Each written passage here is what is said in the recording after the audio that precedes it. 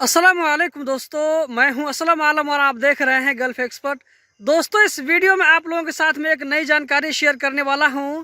बल्कि आप में से कुछ लोग इस तरह का सवाल करते रहते हैं, तो इस सवाल का जवाब मैं आप लोगों के साथ में शेयर करने वाला हूं। प्रूफ के तौर पर मैं यहाँ आप लोगों के साथ में एक स्क्रीनशॉट शेयर कर रहा हूँ, जिसका मतलब कुछ इसी तरह है। यहाँ पर आप देख सकते हैं, किसी भाई ने मुझसे पूछा है कि उस भाई ने कतर में मौजूद अपने बंदे को कहा था फोरमैन का वीज़ा इशू करने के लिए, लेकिन कतर में मौजूद उस बंदे ने उसका लेबर का वीज़ा इशू करवा दिया। जब इस भाई ने उसको टोका कि ऐसा क्यों, तो कतर वाले बंदे ने कहा कि कोई दिक्कत की बात नहीं है, कतर आने के बाद में आपका प्रोफेशन चेंज हो जाएगा।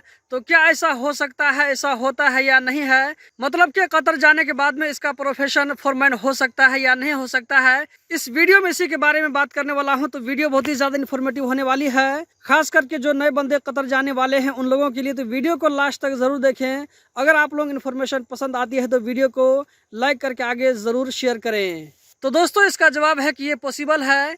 कतर जाने के बाद में आपका प्रोफेशन लेबर से फोरमैन हो सकता है, लेकिन ये इतना आसान भी नहीं है। ये काम चुटकी बजाते ही नहीं हो जाता है, बल्कि इसके लिए कुछ मेहनत करनी पड़ती है। इसका कुछ प्रोसेस होता है, वो प्रोसेस कंप्लीट करने के बाद में ही आपका प्रोफेशन चेंज होगा। इसी तरह कतर में मौजूद वर्कर अगर अपना प्रोफेशन चेंज करवाना चाहें तो उसका भी प्रोसेस सेम है। इसका प्रोसेस यह है कि आपको कंपनी से बात करना पड़ेगा। कंपनी का मंदूब ये काम कर सकता है, या ये कि कंपनी का जो ऑथराइज्ड पर्सन है वो ये काम कर सकता है। अगर आप खुद से ये काम करना चाहेंगे तो नहीं होगा, बल्कि इसके लिए कंपनी का जो मोबाइल नंबर होता है, जो आईडी कार्ड नंबर होता है, वो आईडी कार्ड नंबर और मोबाइल नंबर आपके पास में होना चाहिए। उसके बाद ही में जो है सिस्टम में लॉगिन होने के बाद में आप ये काम करवा सकते हैं, जो कि सिस्टम मंदूब के पास में होता है। आप प्रोफेशन चेंज करने के बारे में कंपनी से बात करेंगे तो कंपनी वाला जैसे ही मंदूब को परमिशन देगा, तो मंदूब चाहे तो अपने से या ये कि किसी भी टाइपिंग सेंटर में जाकर सिस्टम को ओपन करके आपके प्रोफेशन को चेंज करने के लिए अप्लाई कर सकता है। अप्लाई करने के कुछ दिनों के बाद में अप्रूवल मिल जाएगा।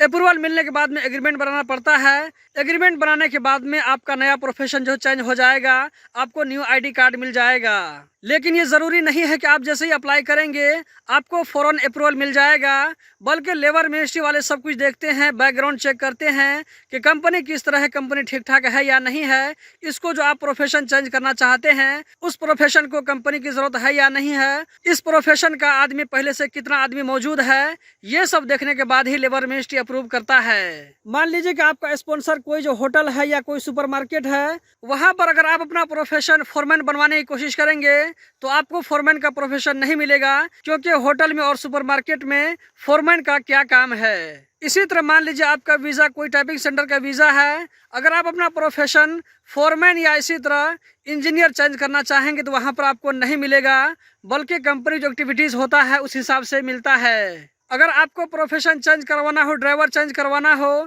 या इसी तरह फोरमैन चेंज करवाना हो, सुपरवाइजर चेंज करवाना हो, इंजीनियर चेंज करवाना हो, तो आपकी कंपनी में उस तरह काम होना चाहिए। अगर आप इसको एक वर्ड में समझना चाहेंगे तो वो ये कि आपका जो प्रोफेशन है और आपका जो कंपनी एक्टिविटी है, ये दोनों में मैचिंग होना चाहिए। यहाँ पर आपको ये बात भी याद रखना होगा कि अगर आप कोई बड़ा प्रोफेशन लेने की कोशिश करते हैं तो वहाँ पर आपको सर्टिफिकेट दिखाना पड़ेगा।